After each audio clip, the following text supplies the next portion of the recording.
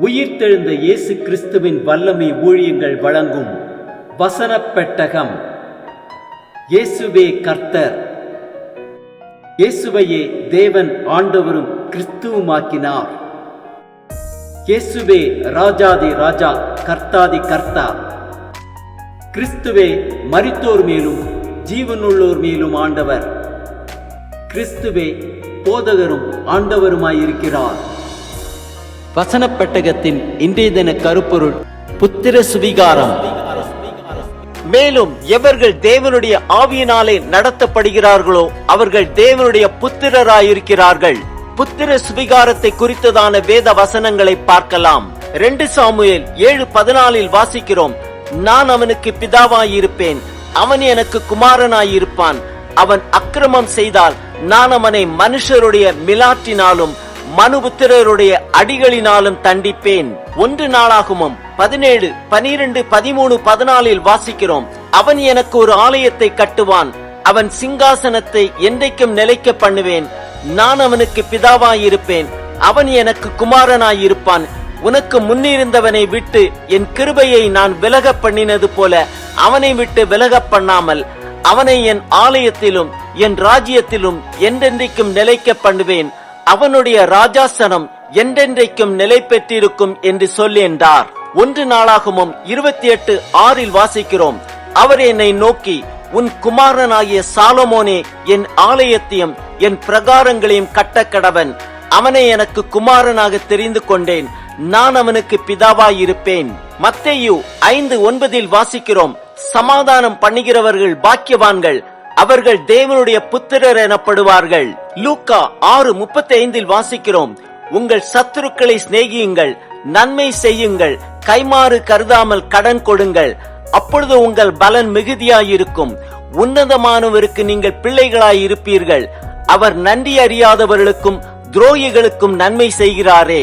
யோவான் 1:12, 13 வாசிக்கிறோம், அவருடைய நாமத்தின் மேல் விசுவாசம் உள்ளவர்களாய் அவரை ஏற்றுக்கொண்டவர்கள் எத்தனை பேர்களோ அத்தனை பேர்களும் தேவனுடைய பிள்ளைகளாகும்படி அவர்களுக்கு அதிகாரம் கொடுத்தார்.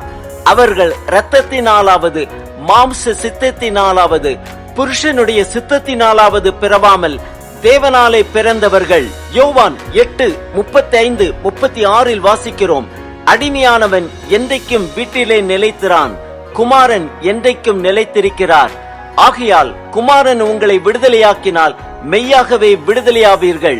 ரோமர் 1:5 வாசிக்கிறோம், கர்த்தராகிய இயேசு கிறிஸ்துவானவர் மாம்சத்தின்படி தாவீதின் சந்ததியில் பிறந்தவரும் பரிசுத்தமுள்ள ஆவியின்படி தேவனுடைய சுதன் என்றும் மரித்தோரிலிருந்து உயிர்த்தெழுந்ததினாலே பலமாய் ரூபிக்கப்பட்ட தேவகுமாரனுமாயிருக்கிறார். ரோமர் 8:14, 15, 16 வாசிக்கிறோம், மேலும் எவர்கள் தேவனுடைய ஆவியினாலே நடத்தப்படுகிறார்களோ அவர்கள் தேவனுடைய புத்திரராயிருக்கிறார்கள். அந்தப்படி திரும்பவும் பயப்படுகிறதற்கு நீங்கள் அடிமைத்தனத்தின் ஆவியை பெறாமல் அப்பா பிதாவை என்று கூப்பிட பண்ணுகிற புத்திர சுவிகாரத்தின் ஆவியை பெற்றீர்கள். நாம் தேவனுடைய பிள்ளைகளாய் இருக்கிறோம் என்று ஆவியானவர் தாமே நம்முடைய ஆவியுடனே கூட சாட்சி கொடுக்கிறார். ரோமர் 8:19 முதல் 23 வரை உள்ள வசனங்களில் வாசிக்கிறோம், மேலும் தேவனுடைய புத்திரர் வெளிப்படுவதற்கு சிருஷ்டியானது மிகுந்த ஆவலோടെ காத்து கொண்டிருக்கிறது. அதேனென்றால் சிருஷ்டியானது அழிவுக்குரிய அடிமைத்தனத்தினின்று விடுதலையாக்கப்பட்டு தேவனுடைய பிள்ளைகளுக்குரிய மகிமையான சுவாதீனத்தை பெற்றுக் கொள்ளும் என்கிற நம்பிக்கையோட அந்த சிருஷ்டியானது சுய இஷ்டத்தினாலே அல்ல, கீழ்ப்படுத்தினவராலேயே மாயைக்கு கீழ்ப்பட்டிருக்கிறது. ஆகையால் நமக்கு தெரிந்திருக்கிறபடி இதுவரைக்கும் சர்வ சிருஷ்டியும் ஏகமாய் தவித்து பிரசவ வேதனைப்படுகிறது. அதுவும் அல்லாமல் ஆவியின் முதற் பலன்களை பெற்ற நாமும் கூட நம்முடைய சரீர மீட்பாகிய புத்திர சுவிகாரம் வருகிறதற்கு காத்திருந்து நமக்குள்ளே தவிக்கிறோம். ஆம், நாம் தேவனுடைய நாமத்தின் மேல் விசுவாசம் உள்ளவர்களாய் அவரை ஏற்றுக்கொண்டு அவருடைய ஆவியினாலே நடத்தப்படுகிறவர்களாய் இருக்கும் போது நாம் தேவனுடைய புத்திரராய் இருக்கிறோம். நம் சத்துருக்களை சிநேகிப்போம், நன்மை செய்வோம், கைமாறு கருதாமல் கடன் கொடுப்போம், அப்பொழுது உன்னதமானவருக்கு நாம் பிள்ளைகளாயிருப்போம்.